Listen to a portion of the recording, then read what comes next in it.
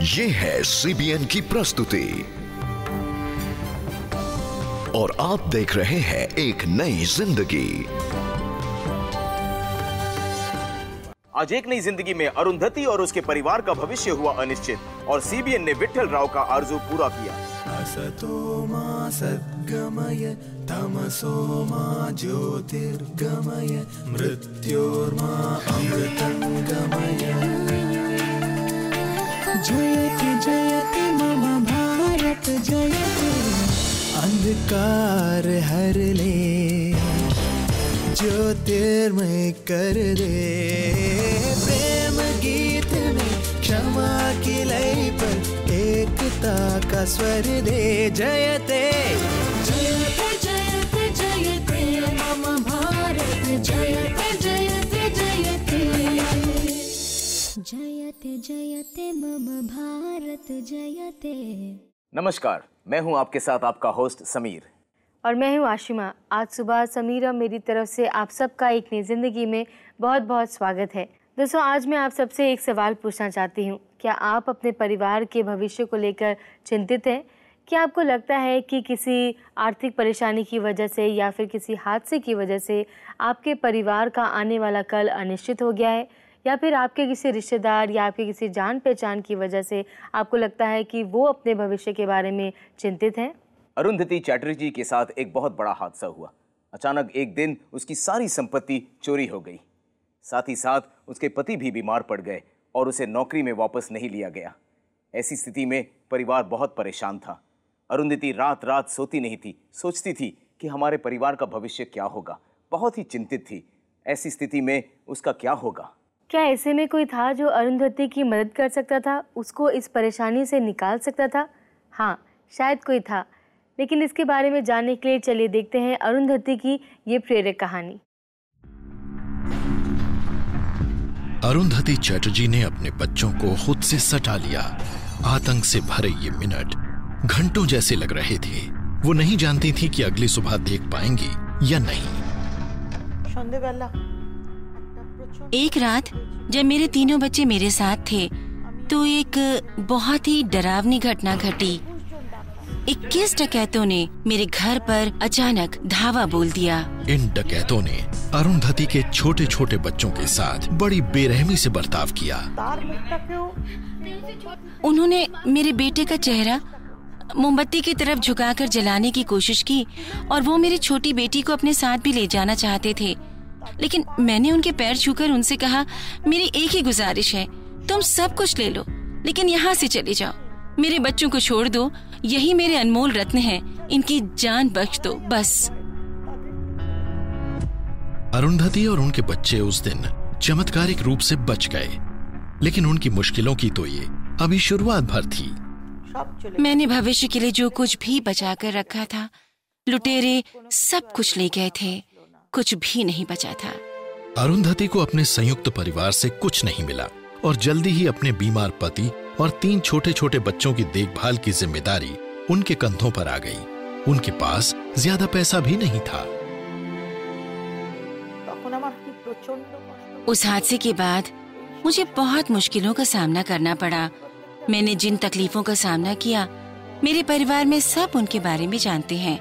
मेरे पास थोड़े बहुत जेवर बचे थे जो मेरा आखिरी सहारा थे। उन्हीं की मदद से मैंने अपने परिवार की देखरेख शुरू कर दी। पर जल्दी ही ये पैसा भी खत्म हो गया। अब अरुंधति के पास उनका एक आखिरी गहना ही बचा था। जब मेरा आखिरी जेवर भी बिक गया तो मैं सोचने लगी कि अब क्या होगा, मैं क्या करूंगी। अरुंधति की उम्मीदें अब खत्म हो चुकी थीं। उनके पास पैसा नहीं था और न ही परिवार उनकी मदद कर रहा था। वो हताशा की सीमा पर पहुंच चुकी थी। तभी एक चमत्कार हुआ। अगले ही दिन मुझे किसी मिसेस जेनिफर का फोन आया। उन्होंने मुझसे सिर्फ 3 शब्द कहे, प्रभु यीशु तुम्हें पुकार रहे हैं। मिसेस जेनिफर ने मुझे मुतंगी चर्च के बारे में बताया और कहा, तुम वहां जाओ, तुम्हें वहां शांति मिलेगी। लेकिन मैंने मिसेस जेनिफर से कहा कि मेरे पास पैसा नहीं है, मैं अभी कहीं नहीं जा सकती। फिर मिसेस जेनिफर बोली कि एक ब्रदर मुझे फोन करेंगे और मुझे कुछ पैसा देंगे, बस तुम वहाँ जाओ। इस बात ने अरुंधति को हैरान कर दिया। ये सब घटनाएं एक तरह से जादुई थी। मैं अपने आप से सवाल पूछ रही थी कि आखिर ये चमत्कार कैसे हो रहे हैं। लेकिन इन बातों से उनकी हिम्मत भी बढ़ी और उन्होंने अपने परिवार के साथ स्थानीय एजी चर्च में जाना शुरू कर दिया। धीरे धीरे हम नियमित तौर पर उस चर्च में जाने लगे। मेरे पास्टर ने मुझे सलाह दी कि मैं बाइबल पढ़नी शुरू कर दूं, जिससे मुझे दिमागी शांति मिलेगी। मैंने उनकी बात सुनी और फिर बाइबल रोजाना पढ़नी शुरू कर दी। प्रभु यीशु ने बाइबल के जरिए मुझसे बातें करना शुरू कर दिया। वो मुझे बताने लगे कि मुझे अब क्या करना चाहिए। अरुंधति की रोजमर्रा की जरूरतें चमत्कारिक ढंग से पूरी होने लगीं। प्रभु यीशु में उनकी आस्था बढ़ती ही चली गई। फिर एक दिन अरुंधति ने अगला कदम उठाने का फैसला किया।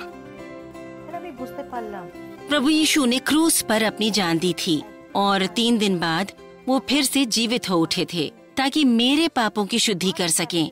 अपने बपतिस्मा के जरिए मैं उन तमाम पापों को दूर कर सकती थी जो मैंने अपने अतीत में किए थे। इससे मुझे एक नए इंसान के रूप में प्रभु यीशु में परिवर्तित होने में भी मदद मिलने वाली थी। इन तमाम बरसों के दौरान प्रभु यीशु की अच्छाइयों का अनुभव करने के बाद अरुंधति की अब एकमात्र प्रार्थना यही थी कि उनका बाकी परिवार भी उन्हीं की तरह मुक्ति का अनुभव करे। आज मेरे पूरे परिवार के लिए एकमात्र प्रार्थना ये है कि उन्हें प्रभु यीशु को जानना चाहिए। उन्हें प्रभु यीशु को अनुभव करना चाहिए। उनकी आभा से खुद को भरना चाहिए। अरुंधति की आस्था को कोई नहीं हिला सकता। वो प्रभु यीशु को इतने संपूर्ण रूप से अनुभव कर चुकी हैं कि अब उन्हें भूलने वाली नहीं है। मैं अपने जीवन में इतने बरसों तक उनके चमत्कारों का अनुभव करने के बाद अब भला उन्हें कैसे नकार सकती हूँ। आज अरुंधति जब अपने अतीत पर नजर डालती हैं, तो उन्हें अपनी तमाम मुश्किलों के पीछे मौजूद एक मकसद नजर आता है। मैं ये समझ गई हूँ कि परमेश्वर इसलिए ऐसा चाहते थे कि मेरे पास कुछ न रहे ताकि मैं इस जीवित परमेश्वर से परिचित हो सकूं। वो चाहते थे कि मैं पूरी तरह से खाली हूँ ताकि वो मुझे अपने प्रेम और करुणा से भर सकें। इसी कारण आज मैं परमेश्वर से परिचित हो पाई हूँ। हादसे और कठिनाइयां हर एक की जिंदगी में आते हैं। यीशु ने कहा, इस संसार में समस्याएं होंगी, लेकिन ढाढ़स बांधो, चिंता मत करो, क्योंकि मैंने संसार को जीत लिया है। यीशु जब अपने शिष्यों के साथ चल रहे थे, आसमान में उन्होंने पक्षियों को देखा और कहा, इन पक्षियों को देखो, ये तो परिश्रम नहीं करते, लेकिन उनका स्वर्गीय पिता उन्हें खाना देता है।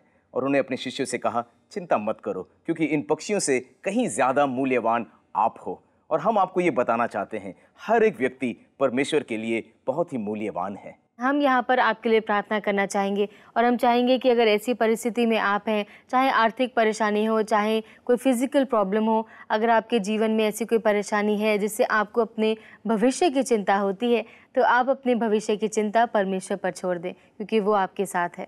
हम चाहते हैं कि इस वक्त जैसे हम आपके लिए प्रार्थना करें, आप भी अपने हृदय में कहिए, हाँ परमेश्वर, अगर तू मेरे साथ है, मैं ये जानूं और मैं तुझ पे भरोसा रखूं। विश्वास आपके अंदर परमेश्वर डालेगा। हम आपके लिए प्रार्थना करते हैं ताकि आप चिंता में नहीं बल्कि शांति में जिएंगे। यीशु मसीह, धन्यवाद देते हैं कि सारे लोगों को तूने बनाया है और जो भी तूने बनाया है उसकी रक्षा और उसको संभालने का सामर्थ तुझ में है प्रभु। और हम मांगते हैं सारे लोगों के लिए जो चिंता कर रहे हैं प्रभु, चाहे वो आर्थिक स्थिति हो, चाहे भविष्य की हो, चाहे बच्चों की हो, चाहे सेहत की हो प्रभु, हम जानते हैं इन सब के ऊपर तू राजा है। हम जानते हैं इन सब को तू ठीक कर सकता है। इसलिए हम मांगते हैं प्रभु कि हर एक व्यक्ति के अंदर एक शांति लेकर आ। हर एक जो चिंतित है वो जानेंगे कि परमेश्वर उन्हें कभी नहीं छोड़ता, कि तू हमेशा सहारा है। हम मांगते हैं प्रभु कि ये आश्वासन लोगों के हृदय में आज तू डालेगा। हम सारे लोगों की चिंता आपके सामने रखते हैं प्रभु, क्योंकि तू ख्याल रखता है। धन्यवाद हमारी प्रार्थना सुनने के लिए। हम मांगते हैं कई गवाही आएंगी कि लोग कह सकेंगे, हमारा यीशु ने हमारी प्रार्थना को सुना और अब हम शांति में जी रहे हैं। धन्यवाद यीशु कि हमारी प्रार्थना तू सुनता है। आमीन। जैसे आप इस चिंता का हल आप देखोगे, हम चाहेंगे कि आप ज़रूर हमें बताइए किस तरह आपको परमेश्वर की शांति महसूस हुई। अगर आप परमेश्वर के बारे में, यीशु मसीह के बारे में और जानना चाहते हैं तो हम आपको देना चाहते हैं ये नया नियम की पुस्तक। इसको आप हमसे ज़रूर मंगवाइए और इसे ज़रूर पढ़िए। इसमें आप यीशु मसीह के बारे में जान पाएंगे।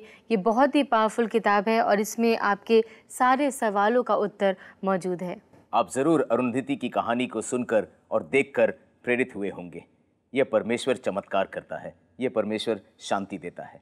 अगर आपके जीवन में भी आपने अनुभव किया है इस परमेश्वर की शांति या कोई भी चमत्कार जो परमेश्वर ने आपकी ज़िंदगी में किया है, हम चाहेंगे कि आप आपकी कहानी हमसे बांटें, क्योंकि उस कहानी को लेकर हम कई लोगों को प्रेरणा देना चाहेंगे। बिल्कुल, हमें आपके संपर्क का इंतज़ार रहेगा और आप अपनी कहानी हम तक ज़रूर पहुंचाएगा। चाहे आप ईमेल कर सकते हैं या आप खत लिख सकते हैं या फिर आप हमारी वेबसाइट पर लॉगिन भी कर सकते हैं। लेकिन अभी समय हो गया एक छोटे से ब्रेक का। ब्रेक के बाद अभी बहुत कुछ आना बाकी है। आप कहीं मत जाइएगा, देखते रहिए एक नई जिंदगी। ब्रेक के बाद देखेंगे कैसे सीबीएन ने विट्ठल राव का मुफ्त इलाज किया।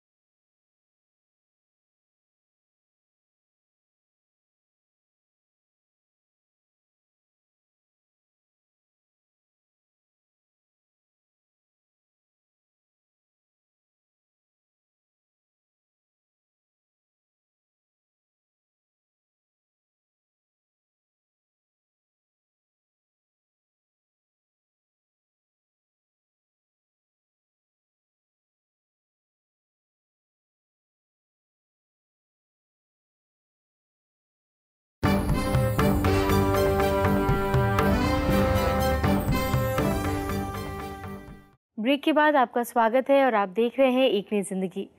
दोस्तों, चलिए अब हम आपको ले चलते हैं विट्ठल राव से मिलने। विट्ठल राव ने अपनी ज़िंदगी में हमेशा परमेश्वर पर भरोसा रखा और ईमानदारी से परमेश्वर की सेवा करी। और जब विट्ठल राव की ज़िंदगी में इतनी बड़ी परेशानी आई, परमेश्वर ने उसका साथ दिया। आइए हम देखते हैं कि किस तरह सीबीएन की टीम ने विट्ठल राव को मदद की। मैं बाइबल के सुसमाचार वाली पत्रिका अंधकार से प्रकाश की ओर सबको बांटा करता था। उन इलाकों में क्योंकि आवागमन का कोई जरिया नहीं था, तो मैं या तो साइकिल पर या पैदल ही घर घर जाता था और लोगों को प्रभु यीशु के बारे में बताया करता था। विट्ठल राव को लोगों को प्रभु यीशु यानी संसार के प्रकाश के बारे में बताना अच्छा लगता था, लेकिन अब वो ये काम जारी नहीं रख पा रहे थे क्योंकि उनकी नजर कमजोर हो रही थी। मैं अब लोगों को सुसमाचार नहीं सुना पाता क्योंकि मेरी नजर कमजोर होती जा रही है। मैं पिछले 5 साल से बाइबल नहीं पढ़ पाता हूँ, जिससे मुझे दुख होता है। इसके अलावा ना तो मैं खेतों में काम कर पाता हूँ, ना रोजी कमा पाता हूँ। हालांकि विट्ठल राव के बच्चे और उनकी पत्नी उनका काफी ख्याल रखते थे और उनकी सभी जरूरतें पूरी करते थे, लेकिन उनका दिल लोगों को प्रभु यीशु के बारे में बताने का इच्छुक था, तो उनके दिल की ख्वाहिश जल्दी ही पूरी हो गई। पास्टर जगन्नाथ ने मुझे बताया कि सीबीएन रंजोल नाम के एक स्थान पर आई कैंप लगा रहा है, तो फौरन मैं ये बात सुनकर वहाँ पर पहुँच गया। सीबीएन ने उनके मोतियाबिंद के ऑपरेशन का प्रबंध कराया। इलाज होने की संभावना से विट्ठल राव की उम्मीदें एक बार फिर जाग उठीं। ये लोग मुझे जांच के बाद बस में बिठाकर सीधे बीदर ले गए। मुझे अस्पताल में भर्ती कराया गया और उसी दिन मेरा ऑपरेशन करा दिया। अगले दिन उन्होंने ऑपरेशन के बाद होने वाली जांच कराई और मुझे कुछ महत्वपूर्ण हिदायतें दी। ऑपरेशन कामयाब रहा और विट्ठल राव अब दोबारा ठीक ठाक देख पा रहे थे। वो फौरन ही अब अपना सबसे पसंदीदा काम करने के लिए लौटना चाहते थे, यानी लोगों को अंधेरे से रोशनी की तरफ ले जाना। सीबीएन एक बहुत ही अच्छा काम कर रहा है।